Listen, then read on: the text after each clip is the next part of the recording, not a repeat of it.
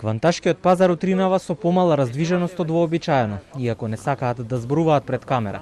Сепак велат дека ограничувањата на маржите за зеленчукот и овошјето револтираат дел од газдите на магазините. Поради намалените маржи најмногу ќе претрпи овошјето и зеленчукот. Според информациите, маркетите веќе ги откажуваат набавките и поради тоа робата стои во магазините. Според информациите на Телма, продавачите на овошје и зеленчук со владата разговарале за тоа ограничувањата да бидат тргнати.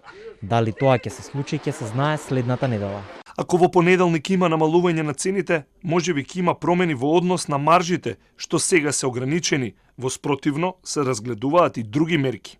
Во некои од маркетите нема ниту месо, но производителите и продавачите за Телма велат дека причината се ограничените маржи.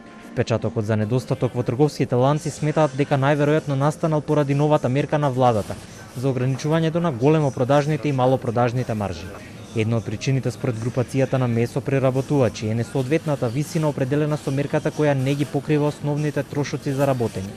Па така дел од овие субјекти одлучиле да ги откажат овие производи и да не работат со загуба. Многу поголем ефект за граѓаните би имало доколку мерките се насочени кон навистина неколкуте основни и важни производи за населението за кои е наменета мерката.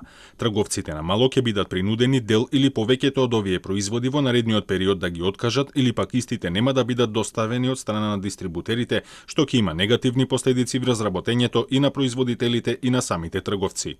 Бараат веднаш да се ревидира мерката со ограничување на опфатот на асортиманот и определување на неколку основни производи, како и соодветна поддршка од државата. Во меѓувреме државниот пазарен инспекторат велат дека се уште прават анализи дали и претходно некои од маркетите криеле производи, за да ги продаваат по повисоки цени, како што објави министерот за економија Крешник Бектеши, но казни и потврда за тоа се уште нема.